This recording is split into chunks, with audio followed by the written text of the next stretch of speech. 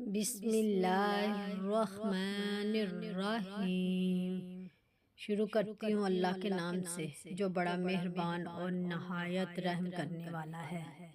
حضرت ابو ہریرہ رضی اللہ تعالیٰ عنہ سے روایت ہے کہ نبی صلی اللہ علیہ وآلہ وسلم نے ابو الہیثم بن تیہان سے فرمایا، کیا تمہارے پاس کوئی خادم ہے؟ اس نے عرض کیا، نہیں۔ آپ صلی اللہ علیہ وآلہ وسلم نے فرمایا، جب ہمارے پاس قیدی آئے تو پھر تم ہمارے پاس آنا۔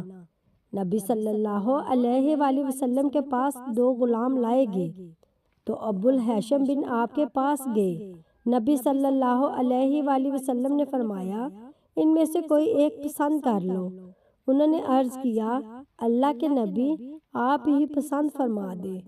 نبی صلی اللہ علیہ وآلہ وسلم نے فرمایا، جس شخص سے مشورہ طلب کیا جائے تو وہ امین ہوتا ہے، اسے لے لو، کیونکہ میں نے اسے نماز پڑھتے ہوئے دیکھا ہے۔ میں تمہیں اس کے ساتھ اچھا سلوک کرنے کی وصیت کرتا ہوں۔ مشکوٰۃ المصابیح حدیث نمبر 5062۔ حضرت ابو ہریرہ رضی اللہ تعالیٰ عنہ بیان کرتے ہیں، رسول اللہ صلی اللہ علیہ وآلہ وسلم نے فرمایا، مسلمانوں کے گھروں میں سے وہ گھر بہتر ہے جس میں کوئی یتیم ہو اور اس کے ساتھ اچھا سلوک کیا جاتا ہو، اور مسلمانوں کا وہ گھر برا ہے جس میں کوئی یتیم ہو اور اس کے ساتھ برا سلوک کیا جاتا ہو۔ مشکوٰۃ المصابیح حدیث نمبر 4973۔